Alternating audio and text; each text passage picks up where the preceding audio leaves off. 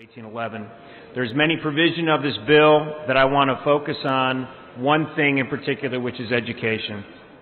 10 years ago, I became extremely involved in our school district and in politics as a direct result of what I saw as a deficiency in the education system within our community. While our school district did do a lot of wonderful things, there were issues that I felt that needed to be addressed, especially as they related to the financial responsibility of the school district.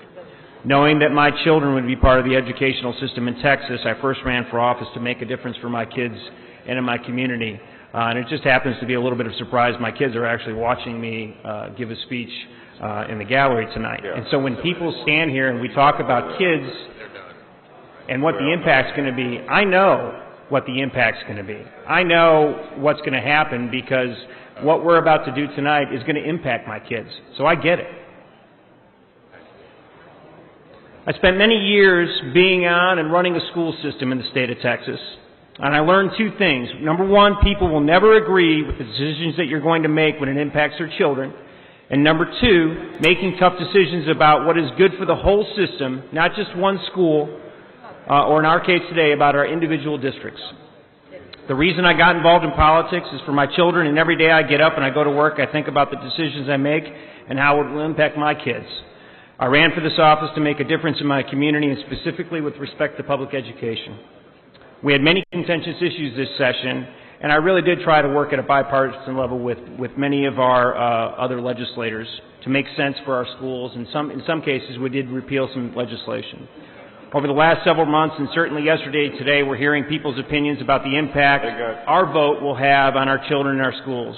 I do not take this vote lightly, nor should you, but remember, when the times are tough, businesses and organizations will find a way by necessity to become more efficient. And candidly, we need to ask ourselves, isn't that what we want? Don't we want more efficiency in government? Isn't that what we're here for?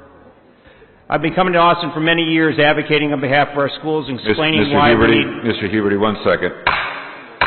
Please have order in the House and listen to the Speaker. Thank you, Mr. Speaker. I've been coming to Austin for many years advocating on behalf of our schools and explaining why we need equity in our system. I come from a low-wealth, fast-growth system, which is a very dangerous recipe when we're talking about school finance. I listened to hours of testimony this session, and we did hear school finance legislation. We heard Mr. Hochberg's bill.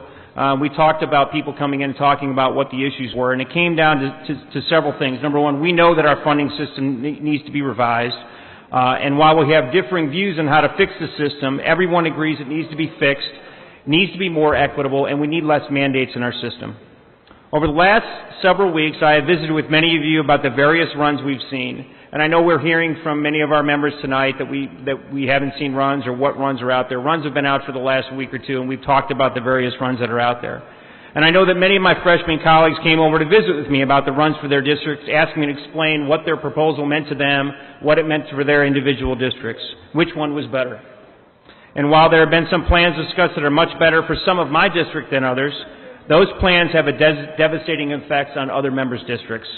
I can tell you that the plan we are about to vote on, in my opinion, is fair, it's balanced, and more importantly, it creates the blueprint for equity in our system for the future. While it is our responsibility to advocate on each of our districts' health and well-being, it's equally as important to make sure our children in the state are treated in a similar fashion. This plan will start that process and will allow us the opportunity to work during the interim to find those solutions. Before the session started, every school district knew that times were going to be tough. I know that because I resigned from the school board, and I knew we were planning for this legislative session not 2 months ago or 6 months ago, but 18 months ago. School districts have been planning and should have been planning for these reductions the last couple of years. In fact, the fund balances for school districts increased by more than $1.8 billion, $1.8 billion in the last few years. That is not an accident. As a result, school districts will, by commission rule, now be able to spend down some of their fund balance to mitigate those cuts. It is indisputable that school districts have internal resources to maintain and in some cases enhance the quality of education through their local funding sources. And they too need to make some tough decisions.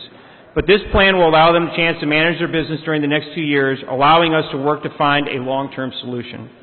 Today, as you cast your vote, I ask that you please vote for this plan so that we continue to work to create a long-term solution to school finance while allowing school districts certainty for this biennium so that they can pass their budgets and get on with the business of educating our children. Thank you, Mr. Speaker. Mr. Speaker, Mr. Hochberg, will the gentleman yield for a brief question? you'll yield. Representative Huberty, thank you for your dedication on the Public Education Committee. For those who don't know you, they should know you're a hard worker Thank you. and really care about the kids and exhibit that every day. You're also a former school board member, and I think you represent the Humble ISD area. Yes, sir. If I remember correctly, Humble ISD is capped out now, aren't they? Yes, we're at the cap. So they're at $1.17. Yes. Under this plan, from the runs I read, even with the EduJobs money, which really just replaces federal money that was there last time, Right. even with the EduJobs money, you're $10 million down in Humble ISD in the first year. That's correct. In the second year, you're about $5 million down. That's correct. Your district doesn't have any ability to raise its tax rate. Excuse me? Your district doesn't have any ability to raise its tax rate. You just came from that school board, so I assume you did an excellent job of making it into an efficient school system. I'd like to think so. You got a list of where they should start? They have a list, and there were some areas to cut. Keep in mind, we have a $260 million budget. So, you know, when you're talking about the reductions, you're talking about a blended about 3% cut. They have the ability to deal with that. I'm not saying that we want to as a community, but you know, every time I have this discussion about this, you know, the fact of the matter is unemployment rate is still at 90%. We have diesel fuel at $4.25. Right. We've just coming out of the recession. So I think people understand, and certainly in my community, they understand that we do have to make reductions along the way. But we also have fund balance. Our fund balance grew as a direct result of the commissioner rule that we had to have 17 to 24% of our fund balance. And we've been able to change that rule. And we are going to change that. So those fund balances increased significantly over the last several years. We'll be able to pull that down. I've been working very closely with my superintendent, and certainly, you know, we had discussed your program and your Sure. plan, and I just remember that you were a big advocate of that. I was, and we're dealing with a. Unfortunately, it made Houston take a big hit, and so when I mentioned in my remarks, I think that the big districts.